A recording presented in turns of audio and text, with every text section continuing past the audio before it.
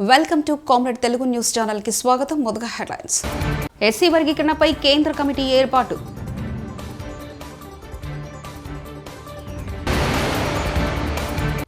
కీలక ఘట్టం ఆవిష్కృతం. రామ్లల్లా విగ్రహాన్ని ప్రతిష్ఠించిన అర్చకులు.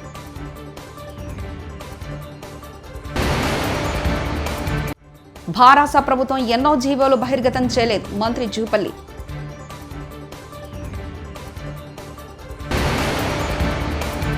రాముడితో రాజకీయాలు చేయడం బీజేపీ ఆపాలి. మినిస్టర్ ప్రభాకర్.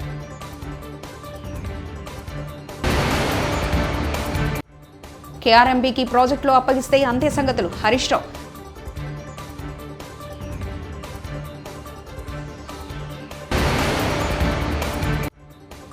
ఎలక్షన్ నోటిఫికేషన్ రాకముందే తనిఖీల పేరుతో డబ్బు సీజ్. ప్రజలు నేతల ఆగ్రహం.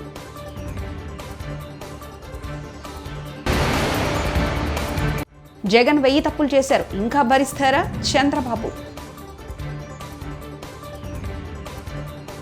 తెలంగాణ అసెంబ్లీ ఎన్నికల సమయంలో ప్రధాని మోదీ ఎస్సీ వర్గీకరణపై కమిటీ ఏర్పాటు చేస్తామని ప్రకటించారు. అన్నమాట ప్రకారం కమిటీని ఏర్పాటు చేశారు. కేబినెట్ కార్యదర్శి రాజీవ్ గౌబా నేతృత్వంలో 5 సభ్యులతో కమిటీని ఏర్పాటు చేశారు. కమిటీలో కేంద్ర హోంశాఖ, న్యాయశాఖ, గిరిజన, సామాజిక న్యాయ శాఖల కార్యదర్శులు ఉంటారు.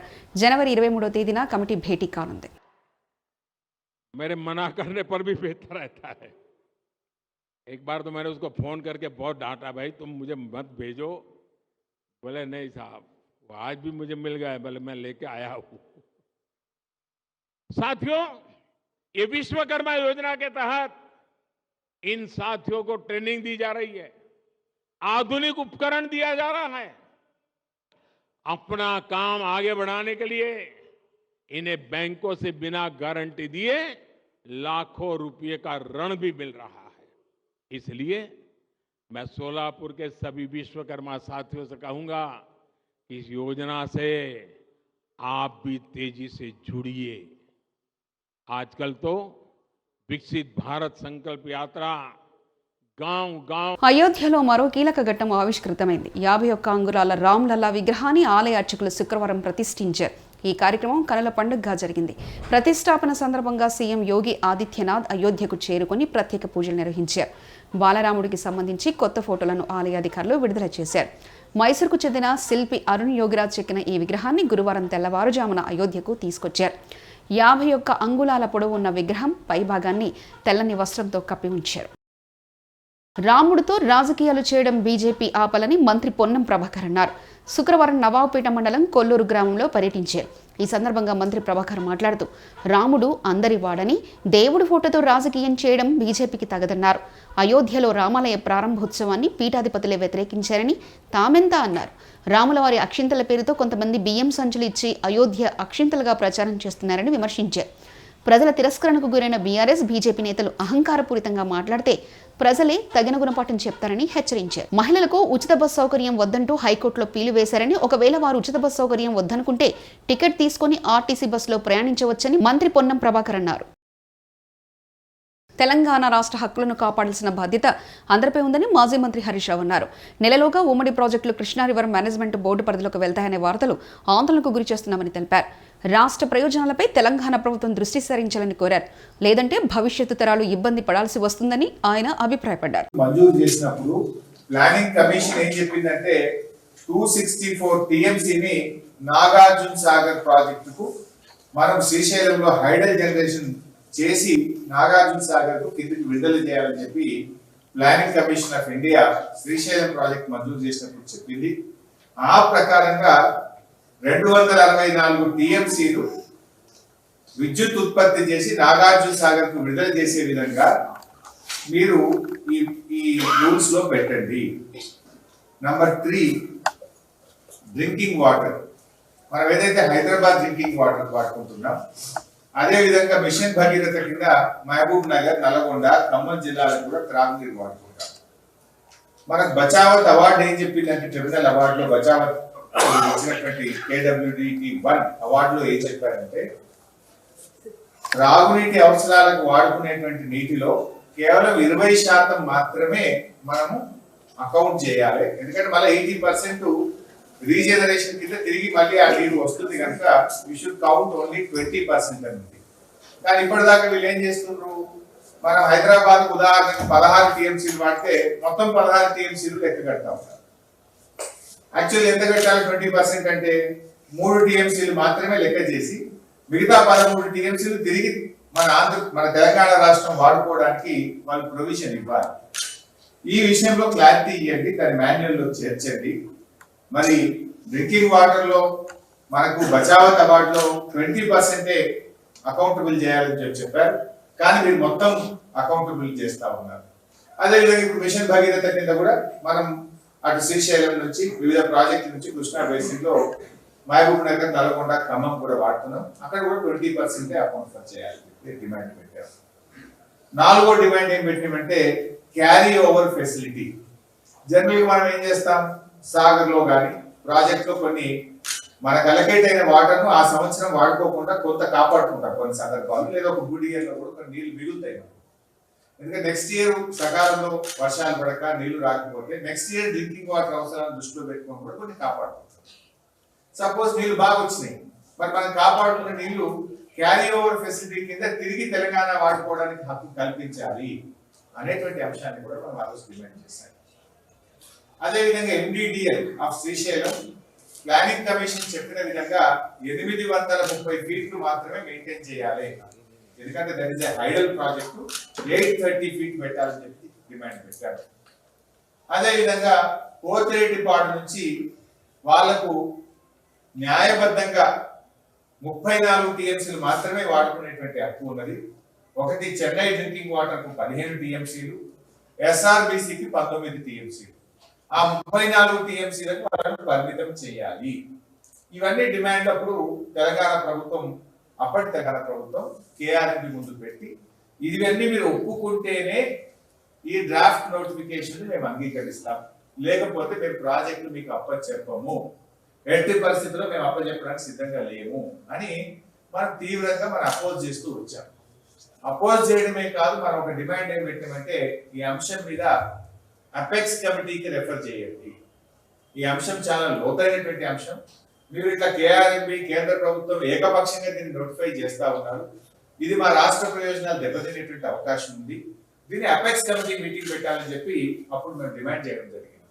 మీ అందరికి తెలుసు అపెక్స్ కమిటీ అంటే కేంద్ర జలవనరుల. ఆలు లేదు సూలు లేదు, అల్లుడి పేరు రామలింగం అన్నట్టుగా ఏపీలో ప్రస్తుత పరిస్థితి తయారైంది. కోడి కొనక ముందే మసాలాలు నూరుతున్నారు. అవును, ఏపీలో ప్రస్తుతం ఎన్నికల నోటిఫికేషన్ రాకముందే ఎన్నికల హడావిడి కనిపిస్తుంది. ఇటీవల రాష్ట్ర వ్యాప్తంగా పలు చోట్ల అధికారులు వ్యవహరిస్తున్న తీరుపై ప్రజలతో పాటు పలువురు నేతలు ఆగ్రహం వ్యక్తం చేస్తున్నారు. తనిఖీల పేరుతో పోలీసులు ప్రజలను ఇబ్బందులకు గురి చేస్తున్నారని ఆగ్రహం వ్యక్తం చేస్తున్నారు. అంతేకాదు, ఆ క్రమంలో వారు సొంత పనుల నిమిత్తం తీసుకెళ్తున్న నగదు లేదా డబ్బును పోలీసులు స్వాధీనం చేసుకుంటున్నారని వాపోతున్నారు. వైసీపీ ప్రభుత్వానికి కౌంటర్ మొదలైందని 82 రోజుల్లో పతనం తప్పదన్నారు టీడీపీ అధినేత చంద్రబాబు. తిరుపతి జిల్లా వెంకటగిరిలో నిర్వహించిన కదలిరా సభలో ఆయన మాట్లాడారు. జగన్ రాజకీయ వ్యాపారి, మనందరినీ పెట్టుబడిగా పెట్టి రాష్ట్రాన్ని దోచేస్తున్నారు. ఈ సీఎం 1000 తప్పులు చేశారు, ఇంకా భరిస్తారా? వచ్చే ఎన్నికల్లో ప్రజలు ఓటుతో జగన్ కు బుద్ధి చెప్పాలని పిలుపునిచ్చారు. ఆయన అడిగింది మంత్రి పదవి కోసం కాదు, ఇంకోటి కాదు, ప్రజాహితం కోసం అడిగితే ఆయన అక్కడి నుంచి దూరం పెట్టే పరిస్థితి వచ్చింది, ఏ పని చేయకుండా పోయే పరిస్థితి వచ్చింది. అలాంటి సీనియర్ నాయకులను కూడా లెక్క పెట్టుకొని అహంభావం ఎవరిది? అహంభావం అవునా కాదా? అహంకారం అవునా కాదా? ఈయన వల్ల లాభం ఉందా ఈ రాష్ట్రానికి? ఇక్కడ రామకృష్ణ గారు కూడా కాన్స్టిట్యున్సీ ఇన్ఛార్జిగా 5 ఏళ్ల నుంచి పోరాడాడు. ఆయన్ను కూడా మనస్ఫూర్తిగా మీ అందరి తరపున అభినందిస్తున్నానని చెప్పి నేను మీకు తెలియజేస్తున్నా. శిశుపాలుడు 100 తప్పులు చేసే వరకు శ్రీకృష్ణుడు భరించాడు, అవునా కాదా? చరిత్రలో ఈ తుగ్లక్ 1000 తప్పులు చేశాడు, ఇంకా భరిస్తావా అని మిమ్మల్ని అడుగుతున్నా. భరించే శక్తి మీకుందా అని మిమ్మల్ని అడుగుతున్నా. మీ అందరికి ఓటుంది, వజ్రాయుధం. 82 రోజులే కౌంట్ డౌన్ ప్రారంభమైంది. ఇప్పటి నుంచి ప్రతి ఒక్కరు కూడా ముందుకు రావాలి. ఎక్కడికక్కడ ముందుకు వచ్చి అహంకార విధ్వంస తుగ్లక్ పాలకుణ్ణి తరిమేయడానికి రా కదిలిరా కార్యక్రమానికి శ్రీకారం చుట్టాం. ఒక ఇంట్లో ఒక విషయం మీరు గుర్తుపెట్టుకోవాలి. ఇంటి పెద్ద సక్రమంగా లేకపోతే ఆ ఇల్లు బాగుపడుతుందా తమ్ముళ్ళు నేను అడుగుతున్నా. ఆ కొంపగా గుల్లైపోతుందా లేదా అని మిమ్మల్ని అడుగుతున్నా. కానీ ఒక సీఎం, ఒక పాలకుడు విధ్వంసకారుడైతే ఆ రాష్ట్రం ఏమవుతుందని అడుగుతున్నా. బలైపోయిందా లేదా అని మిమ్మల్ని అడుగుతున్నాను. ఎన్నికలు సమీపిస్తున్న నేపథ్యంలో అధికార విపక్షాల మధ్య మాటల యుద్ధం నడుస్తుంది. మంత్రి పెద్దిరెడ్డి రామచంద్రారెడ్డి చంద్రబాబుపై ఆరోపణలు చేశారు. 175 స్థానాల్లో పోటీ చేసేందుకు అసలు చంద్రబాబుకు అభ్యర్థులు ఉన్నారని ప్రశ్నించారు. ఇక వైసీపీ నుంచి తీసేసిన వారితో పబ్బం గడుపుతున్నారని మండిపడ్డారు. చంద్రబాబు ఏ విధంగానూ సీఎం జగన్ కు దీటు కాడని వ్యాఖ్యానించారు. ఇచ్చిన హామీలు అమలు చేయనందుకే భారాసను ప్రజలు ఓడించారని మంత్రి జూపల్లి కృష్ణారావు వ్యాఖ్యానించారు. గాంధీ భవన్తో మీడియాతో మాట్లాడిన ఆయన గత ప్రభుత్వం ఎన్నో చీకటి జీవోలు ఇచ్చిందని, రాష్ట్రాన్ని అప్పుల కుప్పగా మార్చిందని ఆరోపించారు. హరీష్ రావు ఇద్దరు బాబుమతులు కలిసి ఎవరు మంత్రాలు చదువుతారో తెలియదు. మీరు గడచిన 9.5 సంవత్సరాల క్రితం టీఆర్ఎస్ ప్రభుత్వం ఏర్పడిన సందర్భంలో చాలా మాటలు చెప్పిన, చాలా హామీలు ఇచ్చారు. ఆ హామీలు నిలబెట్టుకోని కారణంగానే ప్రజలు మీ పైన తిరగబడ్డారు. ఆనాటి ప్రతిపక్షం కాంగ్రెస్ పార్టీ ఏదైనా మాట్లాడుతూ విమర్శిస్తే 2 ఏళ్ల పసిపిల్లగాడని మాట్లాడినారు, 2 సంవత్సరాల పసిపిల్లగాడని మాట్లాడినారు. ఆనాటి ప్రభుత్వం పైన ఆనాటి ప్రతిపక్షం వాళ్ళు విమర్శిస్తే మరి ఈనాడు 2 నెలలు కూడా కాలే, ఇంకా 2 సంవత్సరాలు 2 నెలలు కూడా కాలే ప్రభుత్వం వచ్చి. ఎందుకోసమని ప్రజలు మీ పైన తిరగబడ్డారు అంటే 9 ఏళ్ల క్రితం మరి గొప్పగా పుస్తకాలు చదివిన వాళ్ళు, మేధావులు, నిష్ణాతులు, అనర్గళంగా మాట్లాడేటోళ్ళు లెక్కలు రాక చెప్పిన హామీలు. కాంగ్రెస్ ప్రభుత్వం ఇచ్చినటువంటి 6 గ్యారంటీలు ఏవైతే ఉన్నాయో 4,000 రూపాయలు పెన్షన్ ఇస్తామంటే మీరు 5,000 ఇస్తామన్నారు. అట్లాగే రైతు బంధు 15,000 రూపాయలు ఇస్తామని కాంగ్రెస్ పార్టీ అంటే హామీ 6 గంటలు ఇస్తే మీరు 16,000 ఇస్తామన్నారు. నిరుద్యోగ భృతి 3,000 అంటే మీరు 4,000 అన్నారు. అంటే హర్రాజు పాడినట్టుగా ఓట్ల గెలుపు కోసం మీరు రకరకాల మాట. మరి మేము పెట్టినవి ఇప్పుడు చెప్పిన 6 గంటలు అమలు చేయలేకపోతే మరి మీరెట్లా చేస్తామని పెట్టినవన్నీ కూడా. నేను హరీష్ రావు మాట్లాడుతూ చాలా గొప్ప ఆయన ఏమని కేసీఆర్ బంగారు పల్లెంలో పెట్టించినట కాంగ్రెస్ పార్టీకి అధికారం అంటే రాష్ట్రాన్ని, రాష్ట్ర ఖజానా. అంటే ఇంతకంటే జూటా మాటలు ఉన్నాయా? ఆనాడు ధనిక రాష్ట్రాన్ని మీ చేతులు అప్పచెప్తే మీరు ఆనాడు గతంలో మీ ప్రభుత్వం అంటే నేను కూడా ఉన్నా టీఆర్ఎస్లో సందర్భంలో లెక్కలు చెప్పిన 2 లక్షల కోట్ల అప్పు, 2,50,000 ఉంది, ఇంత లేదు అంత లేదు, 1,50,000 కోట్లు చెప్పుకుంటూ వచ్చారు. ప్రజలు కూడా నమ్మిన అందరూ నమ్మిరు. వాస్తవం. ఎందుకు మీరు ఎక్కడ కూడా ఏ జీవోలు ఇష్యూ చేసినా ఆన్లైన్లో పెట్టలే, అంటే దాచిపెట్టి మూసిపెట్టిరు. వైకాపా ప్రభుత్వంలో దళితులపై జరుగుతున్న దమనకాండకు నిరసనగా తెలుగుదేశం పార్టీ నేత మాజీ మంత్రి దేవినేని ఉమా, టీడీపీ శ్రేణులు, ఎస్సీసీఎల్ నాయకుల నిరసన. ఇబ్రాహీంపట్నం పార్టీ కార్యాలయం నుండి ఏ కాలనీ అంబేద్కర్ విగ్రహం వరకు నిరసన ర్యాలీ. దేవినేని ఉమా మీడియా ప్రతినిధుల సమావేశంలో మాట్లాడుతూ జగన్మోహన్ రెడ్డిని సైకో పాలనలో దళితులపై దాడి జరగని రోజు లేదు. రాష్ట్రంలో దళితులపై రోజుకో దాడి, అసాంఘిక శక్తులు, అధికార పార్టీ రౌడీముఖలు దళితులపై దమనకాండ సాగిస్తున్న ఇటువంటి చర్యలు లేవు.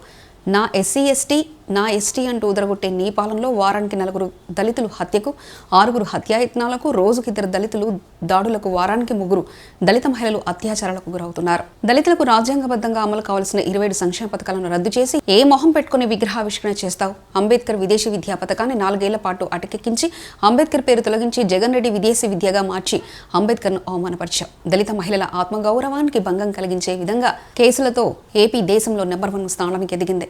2019-2022 మధ్యకాలంలో ఎస్సీ ఎస్టీ మహిళలపై 1,294 నేరాలు జరగగా అందులో 834 లైంగిక దాడులే. వైసీపీ ఎమ్మెల్సీ అనంతబాబు దళితుడైన దాని డ్రైవర్ సుబ్రహ్మణ్యం అతి దారుణంగా హతమార్చారు. కరోనా కిట్లు అడిగినందుకు డాక్టర్ సుధాకర్కు రెక్కలు విరిచి నడి రోడ్డుపై అవమానించారు. మానసికంగా వేధించి చంపారు. లిక్కల రేట్లు ప్రశ్నించిన చిత్తూరు జిల్లా దళిత యువకుడు ఓం ప్రతాప్ అనుమానాస్పద మృతి. 5 సంవత్సరాలుగా కోడికత్తి సీనుని రాజమండ్రి సెంట్రల్ జైల్లో అక్రమ కేసు బనాయించి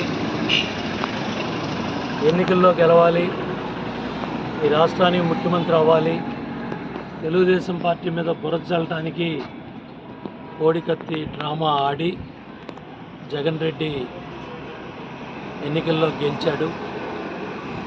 బాబాయిని గొడ్డలతో చంపించి ఇవాళ సానుభూతి ఓట్లతో 151 సీట్లు ఒక్క ఛాన్స్తో అధికారంలోకి వచ్చి 27 దళిత సోదరులకి సంక్షేమ కార్యక్రమాలు రద్దు చేశాడు.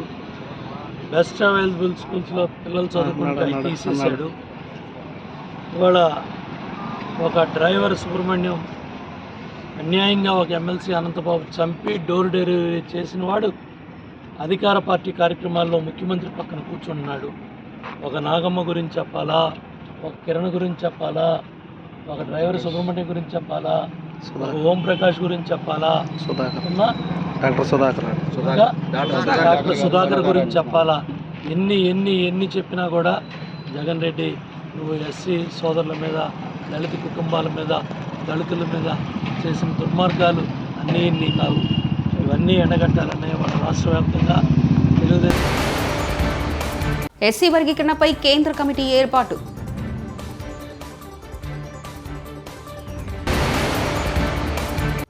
కీలక ఘట్టం ఆవిష్కృతం. రామ్లల్లా విగ్రహాన్ని ప్రతిష్ఠించిన అర్చకులు.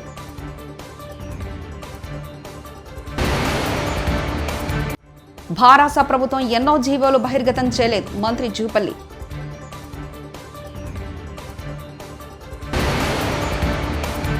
రాముడితో రాజకీయాలు చేయడం బీజేపీ ఆపాలి. మినిస్టర్ ప్రభాకర్.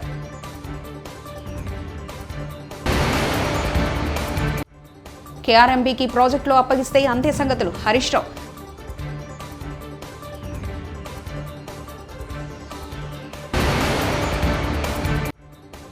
ఎలక్షన్ నోటిఫికేషన్ రాకముందే తనిఖీల పేరుతో డబ్బు సీజ్. ప్రజలు నేతలు ఆగ్రహం.